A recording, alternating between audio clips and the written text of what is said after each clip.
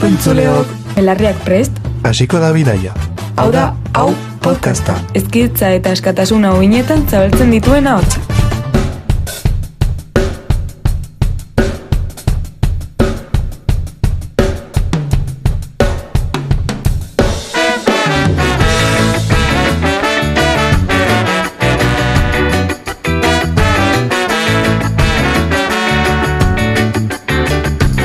Gaurkoan, enaitz Joan Esaimar eta Ainara podcastan genero arrakalaren inguruan hitz egiteko etorri gara.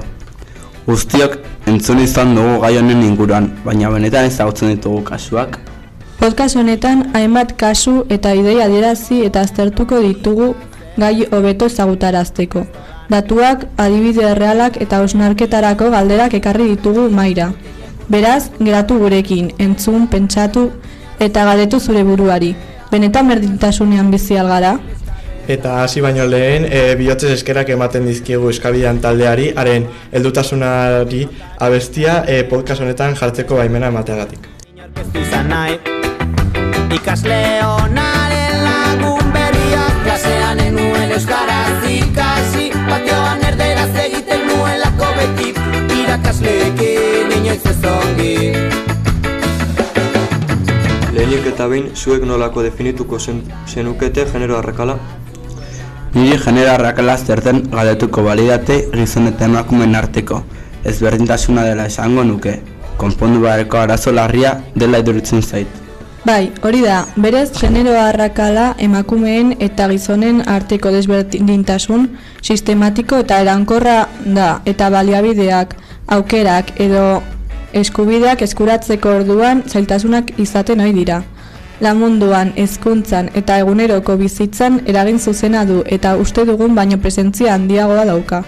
Gaur egun erraz da honelako esaldiak entzutea. Adibidez, gaur egun berdintasuna lortuta dagoia da, edo alegina egiten duena nahi duen tokira iristen da. Baina egia aldira uste horiek, edo genero arrakalaren inguruan ditugun aurre iritziak besterik ez dira.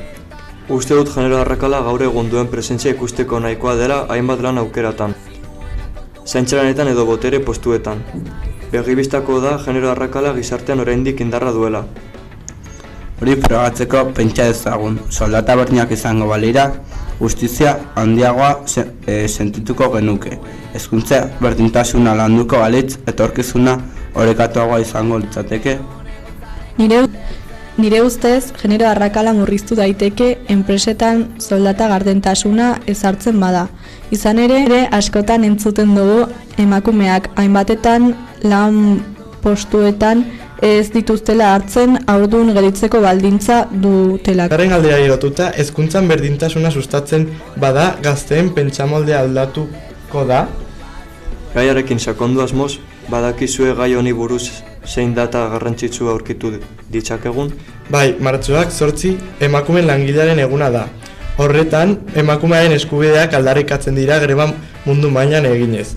Hitzaldiak eta grebak egiten ohi dira hiri guztietan. Jatorriz, egunak egiten zituen enpresa bateko jabeak enpresa erre zuen, langileak emakumeak zirela gehienak aldi berean errez.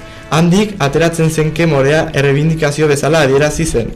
Horregatik, egun horretan kolore moreak hiriak burutzen du.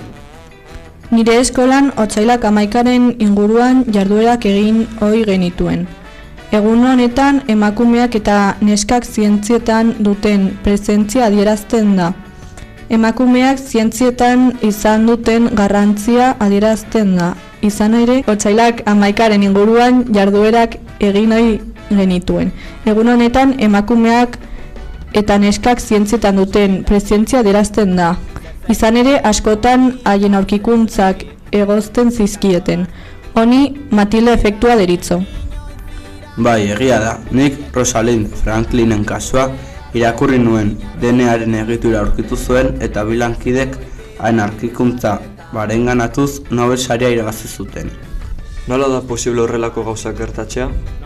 Hau bezalako makina bat adibide aurki ditzakegu. Harritzekoa da, historian zehar emakume askoren lana ez dela behar bezala aitortu pentsatzen dut. Horrez gain, gaur egun teknologia berri dagokionez kasu txundigarriak daude ere. Oroitzen alzarete klasean irakurri genuen albiste hori? Zein? Begoña Altunak idatzitako testua, adimen artifiziala eta genero arrakalaren inguruan buruz hausnartzen zuen. Bai, egia da. Testuan adimen artifizialak nolako eragina duen talde zapalduetan adierazten zuen, bereziki emakumeetan. Ni asko harritu ninduen, ez nekien horrelakorik gertatzen zenik. Adimen artifiziala gizartearen korrontearekin batera mugitzen da, eta gizarteak alde baterantz jotzen badu adimen artifiziala ere bai. Gaur egun gehiago aztertu dira bere arriskuak bere onurak baino. Arazo nagusia da sistemek iraganeko datuetatik ikasten dutela eta datu horietan genero alborapena dagoela. Horregatik gizarteak berak aldatu behar ditu jarrerak eta mezuak, adimen artifizialak berdintasuna sustatzeko. Uste dut teknologia berriak erabilgarriak izan daitezkela, baina arazo larriak sortu ditzakete. Izan ere informazio faltsua erraz sakonatzeko modu bat da. Nire ustez adimen artifiziala ez da neutra eta erabiltzen dituen datuak eragin handia dute emandako emaitzetan. Niretzat testua oso ondo azaltzen du igorlaren tesia. Teknologia bakarrik ezin duelako genero arrakala konpondu. Gizartearen jarrerak ere aldatu behar dira. Zurekin nago. Hala ere, modu arduratsuan garatuta diskriminazio egoerak identifikatzeko tresna oso indartsua izan daitezke. Horregatik, programatzaileek eta enpresek ikuspegi etikoa kontuan hartu behar dute, teknologiak gizartea hobetzeko balio dezan. Klase kanpoan beste albisteren bat irakurri duzu, Bai, behin soldata arrakalaren inguruan artikulu bat irakurri nuen. Bertan Euskal Herrian eta Nafarroan emakumeak 7.000 eta 8.000 euro inguru gutxiago kobratzen zutena. Aztertzen zen. Behin soldata arrakalaren inguruan artikulu bat irakurri nuen. Bertan Euskal Herrian eta Nafarroan emakumeak 7.000 eta 8.000 euro inguru gutxiago kobratzen dutela azaltzen zuen. Wow, zer nolako ezberdintasuna? Askotan emakumeak zaintza lanak emakumei ezartzen dira, ondorioz lanaldi partzialak aukeratzera behartuta daude, eta horrek diru sarreretan eragina du. Horren arira, soldata arrakalaren informazioa bilatzen ari nintzera Europar Batasunean bataz beste emakumeek gizonek baino 12,7 gutxiagoko soldata kobratzen dutela orduro aurkitu nuen. Hau da, urtero 46,35 egunez emakumeek ez dutela kobratzen esaten da. Horregatik, azaroaren 15-etik abenduaren 31-ara emakumeek dohainik lan egiten dutela esaten da.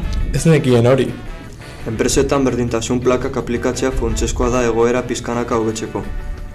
Niri burua etortzen zait futbolariaren adibidea. Futbolari emakume eta gizon artean egon daiteken ezberdintasuna 700 baino gehiagokoa izan daiteke. Zalantzarik gabe soldata esparruan desberdintasun handia dago. Halaber, etxean entzun nuen emakumeen politikaen atal oso txikia direla. Bilatu ondoren, baieztatu nuen, 2025an mundu mailan politikarien 27,2 irudikatzen dute. Estereotipoek eragin handia dute lan aukeretan. Askotan oharkabean barneratzen direlako. Hori da, gainera komunikabideetan eta sare sozialetan ardura handia dute eta oso garrantzitsua da rol berdintzaleak erakustea. Kasu guztiak aztertu ondoren genero arrakala ez da iraganeko fenomeno bat ez dela begibistakoa da. Ez da desagertu, baina gizartearen kontzientzia gero eta handiagoa da, eta hori aurrepauso garrantzitsua da. Naiz eta azken urteetan aurrerapenak egon diren berdintasun osoa lortzeko bidea luzea da oraindik. Gainera, adimen artifizialaren garapenak erronka berri bat planteatzen du, teknologia horiek gizarteko desberdintasunak errepikatzea edo murriztea. Ezinbestekoa da tresna horiek modu arduratsuan erabiltzea. Azken batean berdintasuna ez da automatikoki lortzen den zerbait, baizik eta jarraitu behar den helburua. Pertsona bakoitza bere egunerokoan jarrera berdinzaleak sustatzen baditu, pizkanaka gizarte orekatuago bat eraiki daiteke. Beraz, genero arrakalari buruz hausnartzea bakoitzaren lana da, etorkizun jasantsuago baterantz aurrera egiteko. Eskerrik asko entzule guztiei eta espero dugu gustoko izana. Agur. Agur. Eta ez naiz ezertaz damutzen. Orain arte non egozaren galdetzen. Mi esker gurekin egotagatik. jarraitu ideiak zabaltzen, jarraitu askatasuna eraikitzen. Hau izan da, hau podcasta gaurkoz, baina hurrengora arte.